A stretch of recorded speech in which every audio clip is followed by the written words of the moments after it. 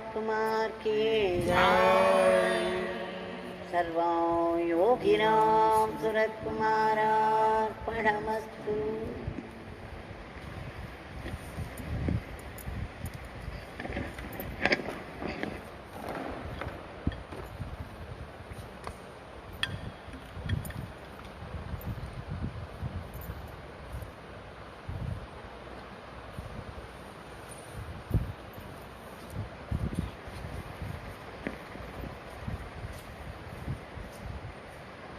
As we were singing the powerful Nama Yogi Ramsuratkumar of our Bhagwan,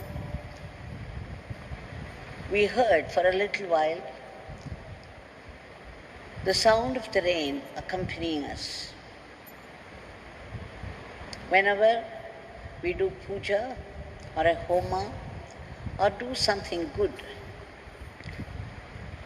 if there is rain, either during or immediately after, it's a very auspicious sign. It's an indication of a great blessing. So we were specially blessed today with the accompaniment of the rain.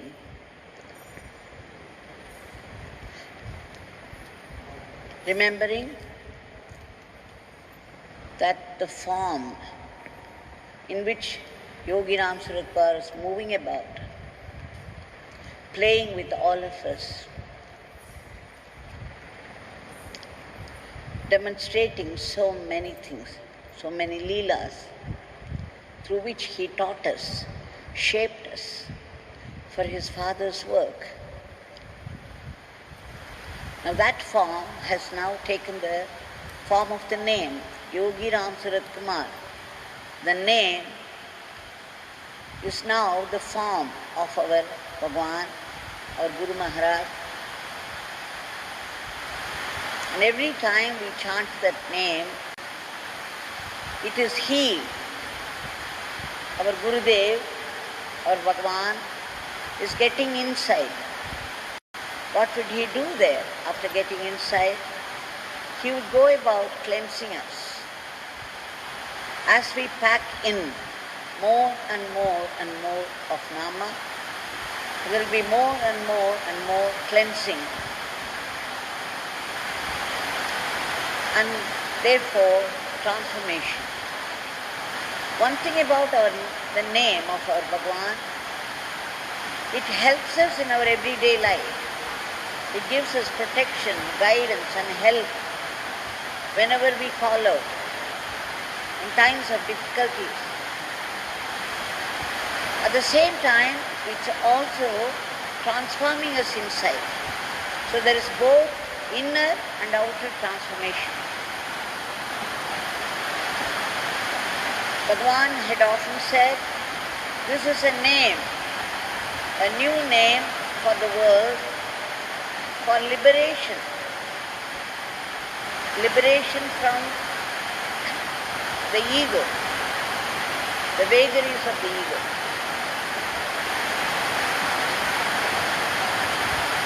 Now, we were seeing yesterday how these great masters, how they interacted with each other when they met. I was telling you a few things about Bhagwan Yogi Ramsuratkumar and Shri Krishna Premi Maharaj. In continuation of that, today we shall see. Many of the devotees know Shri Ramachandra Upadhyaya, the proprietor of, the owner of the Udupi Hotel. From 1967, and no one ever heard of Yogi Ramsuratkumar, Shri Ramachandra Upadhyaya met him, Yogiji, that is his brother-in-law, on Govinda Bhat. He came to know about Yogi Ramsuratkumar, his greatness, his divinity. And then he started to give him food freely in the hotel, the Udupi Hotel. But after that one day, Shri Ramachandra Upadhyaya had come to Tiruvannamalai. He sat there in the place of the proprietor instead of Govinda Bhat. Shri Upadhyaya sat there. When Bhagwan walked inside, Ramachandra Upadhyaya knew nothing about Bhagwan. He thought, okay, one more person, however dirty he looked. He had come to eat food. And after eating food, Bhagwan came. Bhagwan knew that it was a new person. So he paid for the food. And very cool and casual, Shri Ramachandra Upadhyaya took the money from Bhagwan, accepted the money from Bhagwan. And after that, Bhagwan went straight to Shri Govinda Bhat, who was seated somewhere, and told him that he paid money. Immediately, Govinda Bhat, he got very disturbed. He took Bhagwan also with him, went straight to Shri Ramachandra Upadhyaya and said, look, he is no ordinary one. He is a Mahatma. You must allow him freely and never take money for his food. And that's how Shri Upadhyaya got to know Bhagwan. And after that, for 10 years nearly, Bhagwan was eating food in the hotel freely. And then, by then, Ramachandra Upadhyaya's family became very close to Bhagwan. So much so, Bhagwan said one day, Ramachandra, this beggar would eat food from your house. You can make some gruel and send it to this beggar. Whatever food that you eat, you can send a little to this beggar, but only your family people should bring it. Otherwise, this beggar would not accept it. So for another 10 years, he was sending food from home. And Shri Ramachandra Upadhyaya says, those days, his family was enjoying such good health and comfort. In every way, they enjoyed the all-round welfare because of their association, close association with Bhagwan. One day, Shri Pejawar, Shri Upadhyaya is from Udupi. Shri Pejawar Mutt Swami visited Tiruvannamalai. That is from Udupi. So when Shri Upadhyaya came and told Bhagwan that Shri Pejawar Mutt Swamiji was coming, immediately Bhagwan said, oh, I would like to see him. I want to see him. Then Shri Upadhyaya said, okay, then I will arrange for you to come there, to come to our house. And then the next day, Shri Pejawar Mutt Swami visited Ramachandra Upadhyaya's house, and there, as soon as he entered, he saw the photo of Bhagwan given to Shri Ramachandra Upadhyaya by Bhagwan himself. It was hanging there on the wall. And as soon as the Pejawar Mutt Swami saw that, he said, I would like to see him. Just see, the very sentence he spoke was the same as what Bhagwan said. And then, of course, Shri Ramachandra arranged for Bhagwan to come there. And then the two Swamis, Shri Yogiji and Pejawar Mutt Swami, both of them were conversing with each other for 1 hour, very happily. They spoke in Hindi. And after that, Bhagwan left. Then Shri Pejawar Mutt Swami called Ramachandra Upadhyaya and said, look, this Swami is no small Swami. He is a great asset to your family, to Tiruvannamalai, to India, and to the whole world. We have to preserve him. We have to protect him. It's very, very important that he be protected. He's a treasure to the world.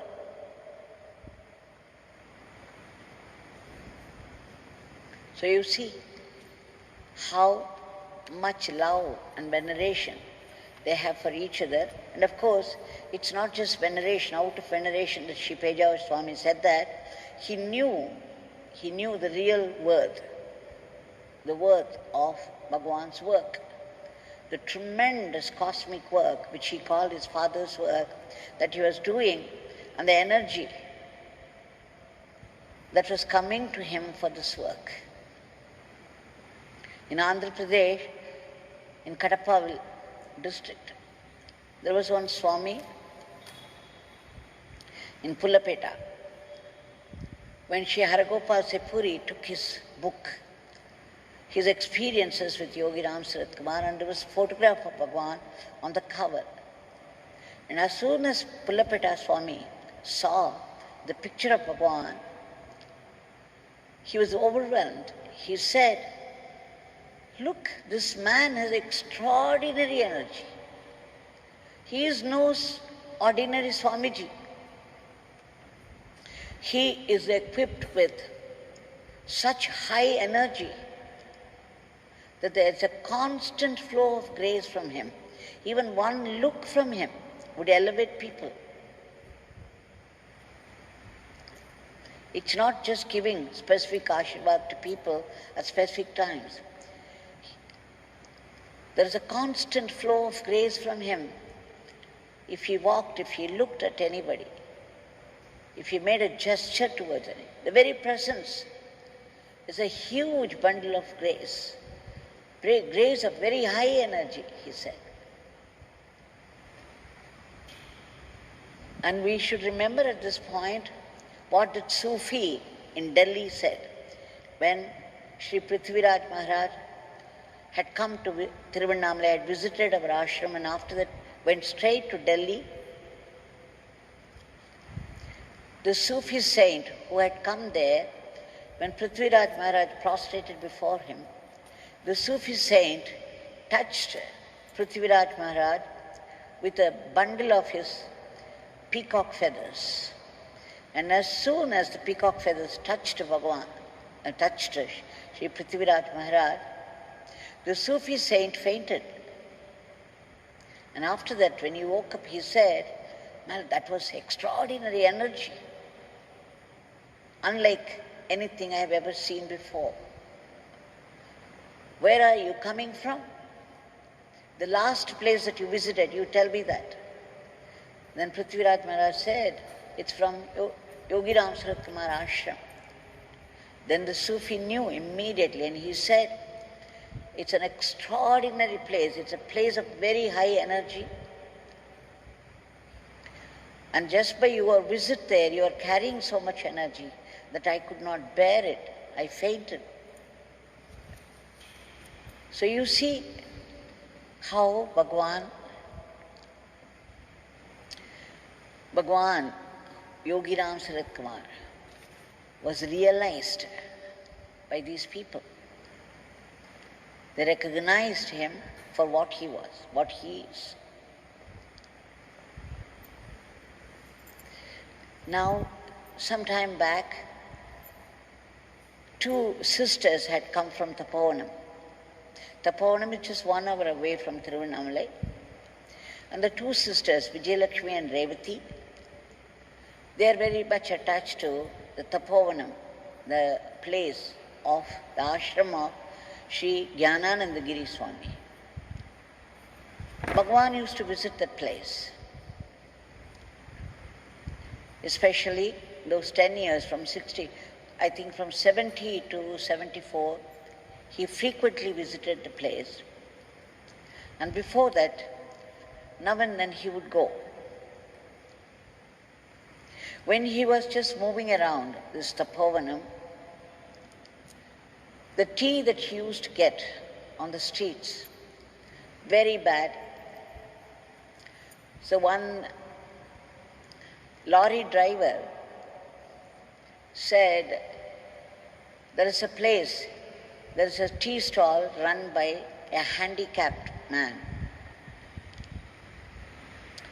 It's very good there. You better go have your tea there. So with this recommendation, Yogi Ramsuratkumar Bhagwan entered Srinivasan's tea stall. Srinivasan had just lost his father. But somehow, as soon as Yogiji entered his shop, Srinivasan felt such joy for the first time after his father's demise. And immediately he invited him, he gave him coffee, he gave him tea, whatever he wanted. And Srinivasan became a devotee of Yogi Ramsuratkumar. Whatever he got, anything new, he would first offer it to Bhagwan and then only distribute it. He had 5 daughters. Vijayalakshmi is one of them. Vijayalakshmi said in her speech that Yogiji sometimes would not only visit them, would begin to stay with them. Even 1 or 2 months he had stayed with them, the family. He moved very closely with them and they were all so devoted to Bhagwan. And he would share the gruel. That was the only food available to them. And so he would often share this gruel with those people. And not only that, when Swami started to sit under the Punnai tree, Srinivasan helped Swami in certain ways. He was one of those 4 who carried the gunny bags of Bhagwan. And once it happened that, he was kind of lame. He was not able to walk properly like other people. So he would walk slowly. And carrying a gunny bag and walking was no small task. Along with George, Perumal and other people, he would also carry a gunny bag. And sometimes on the way, because of his leg, he just could not take one more step and then he would sit down. And those people would come and say, wake up, why are you sitting now? Let's walk. It's getting delayed. He would try, but then again fail, because his leg was giving in. And then they would start walking and they would go far away. Swami would find them, ask them why they left Srinivasan where he was. He would make them go all the way to the place where Srinivasan was sitting and then wait for him to get up, and then they would all come together. Such was his consideration for Srinivasan. Such was his blessing to Srinivasan. And once it happened that Srinivasan got very upset because of his body, because of his leg, which was not cooperating with him as he wanted. He got very upset. He said, he was thinking, my God, I'm suffering so much, and with all this suffering, Swami is giving me so much work. How can I do it? He simply doesn't understand. So he got angry and he went and sat in a corner. Swami, Yogi Ramsuratkumar, went and sat near him. He took his fan and started to fan Srinivasan. As soon as he started doing that, Srinivasan's heart melted. Immediately he got up and prostrated before Swami, saying, Swami, please forgive me. It is true, when Swami when he extracted work from people, sometimes we would be pushed over the edge.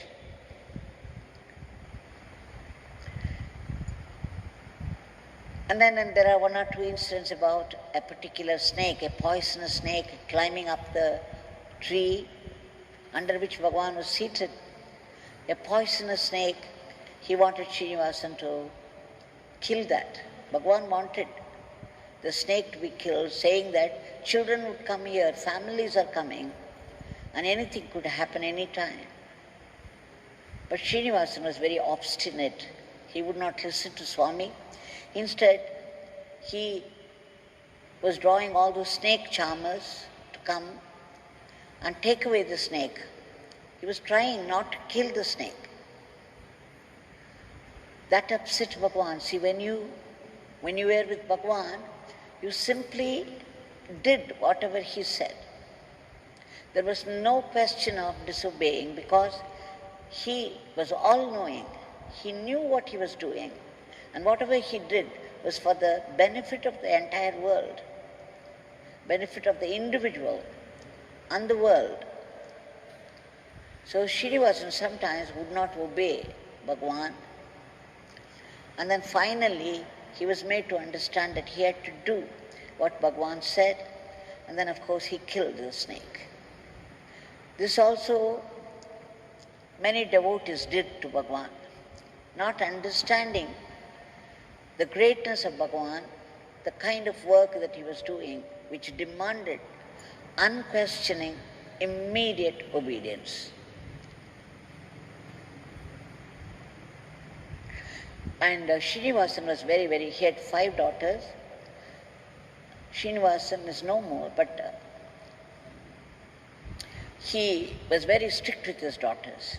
All the 5 daughters would sing well, and he insisted that they go together to Tapovanam, sing the songs there, and come back together, and they should not stop anywhere, talk to anybody. This was the condition, and this they were following for quite some time. But one day, one of the daughters disobeyed. She did not follow the rules strictly. And when Srinivasan came to know, he beat her so much, there was swelling on her face, on her legs, and her mouth and nose. They went one side. They were not straight anymore. There was so much swelling, and there was pain all over the body. And they knew only Yogi Ramsuratkumar, so they rushed to the ashram here, Tiruvannamalai ashram, when Bhagwan was giving darshan in the dining hall. There were so many people, it was so crowded. They went and joined the crowd and sat somewhere. But Bhagwan knew, despite all that crowd, he always knew who demanded his immediate attention. He called her and then made her sing a song. And she said, while singing the song, immediately after he said, sing, the whole body pain went away and the swelling also gone, and she was back to her normal mood, the normal health. Vijayalakshmi cried, saying that Bhagwan was everything to them then and is still everything to their family. He is their refuge. She also said that when Bhagwan began to live with them there in Tapovanam, whenever he came, sharing their poor gruel, on special days like Deepavali, any function, they would make some idlis and sambar, and Bhagwan liked groundnut chutney. So they would make sambar and groundnut chutney and idli, and also some gruel. He would put them all together in his coconut shell, mix them up, and then take them. Vijayalakshmi said, in those days, her mother would take them all to see Bhagwan, for darshan of Bhagwan. And then when they were with the mother, when they were with Swami, their mother would be talking something with Bhagwan. These children used to get bored. They would all be trying to go away from Bhagwan. They would be wishing that Bhagwan should give them leave. And Vijayalakshmi cried when he spoke. Those days we wanted to get away from Bhagwan because we felt very bored with him. And today we are bored with life, we are bored with our life, we are bored with the world. We don't want to leave Bhagwan's place. Saying that, she started to cry. How many of us feel this? When he was living in the body, we had everything. But then many of us did not realize the value of his presence, his love. Her sister Revati also said that because of 5 daughters to Srinivasan, who was also handicapped, the village people used to make fun of them, saying, "How would your handicapped father marry you off? It must be very difficult." And then they would make fun. These people used to feel bad about it, but then Bhagwan saw to it. Srinivasan would not consult any astrologer, would not bother about horoscope. Whoever Bhagwan pointed out to, he would immediately give his daughter in marriage to them. And none of the sons-in-law demanded dowry. And Revati went on to say 1 or 2 incidents. She said, after the Samadhi of Bhagwan, they wanted to attend the Jayanti celebration, and from Tirukovilur, they caught a bus. It was a through bus, meaning it would not stop anywhere on the way. So Revati hurried and boarded the bus. Her husband also had to hurry. Because she boarded the bus, he also ran and caught her. And then, when they came and landed in Tiruvannamalai, it was farther away from the ashram, so they had to take an auto and come. Taking an auto meant an extra 100 rupees from the bus stand to this place. Her husband was very irritated with her. He kept on scolding her. "Look, what have you done? Why should you board that bus? And now we have to pay extra 100 rupees. You think you are very rich? Why should you do like this? We could have come by an ordinary bus." And then he was scolding, so unbearable for her. She started to cry. She was crying all the way. Even as she entered the ashram, she was crying. And she was telling Bhagwan, he thinks this 100 rupees is something great. He does not know, he does not realize your greatness, Bhagwan. Will you please, will you not teach him?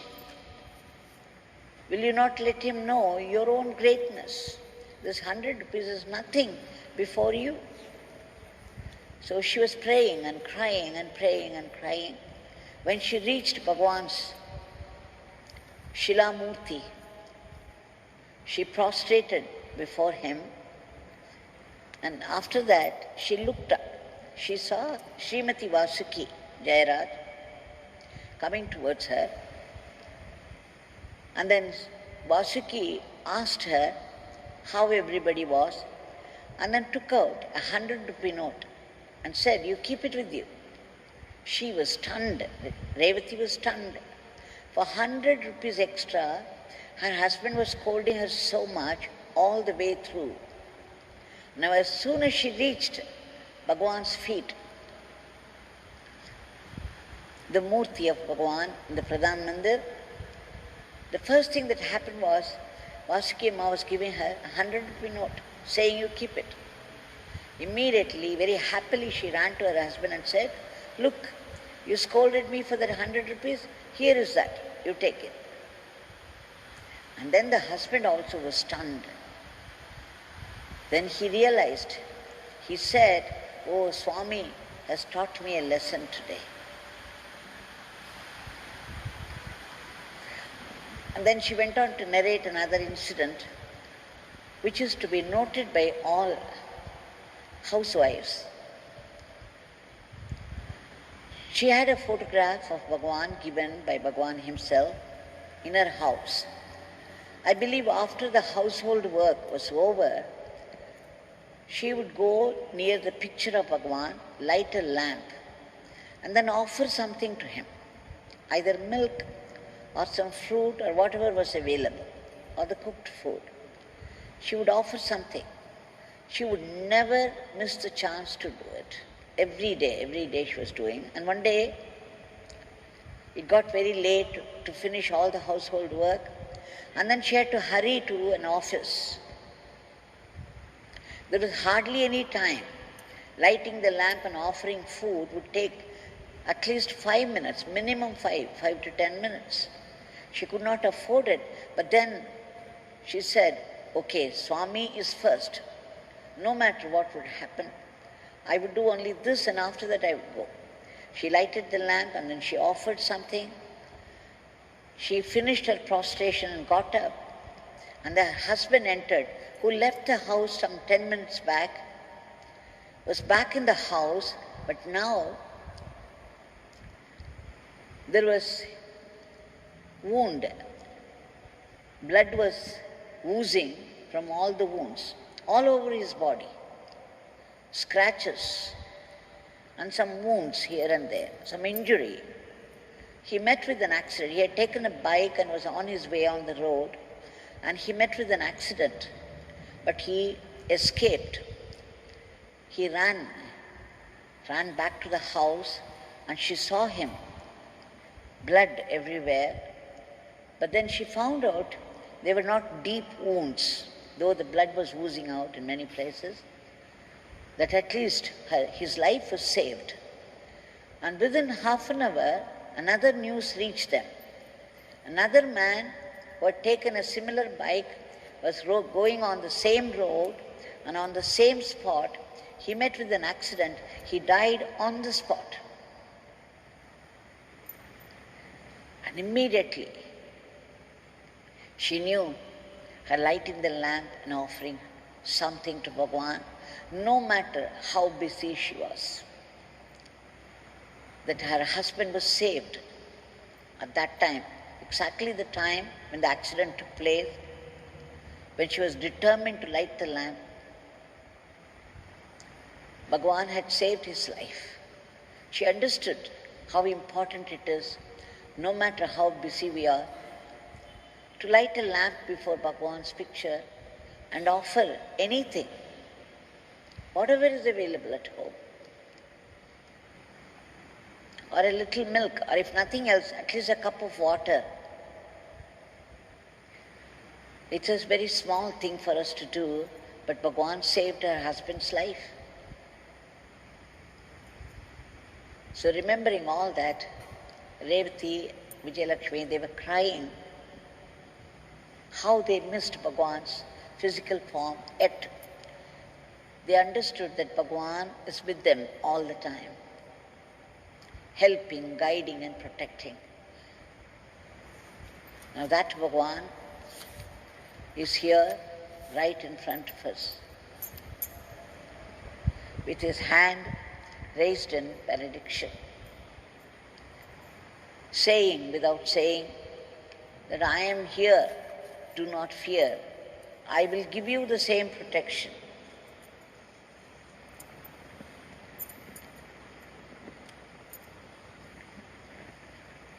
Now we shall submit our prayers at the lotus feet of Bhagwan. Our daily prayers now, it's become our daily prayer. Such is the situation of the world. No matter how much we are singing the name, how many times we pray and soulfully, intensely at that, still the situation is not under control. The disease seems to be spreading even more, and there is fear in everybody's heart. Bhagwan, beloved Bhagwan, we seek your immediate divine intervention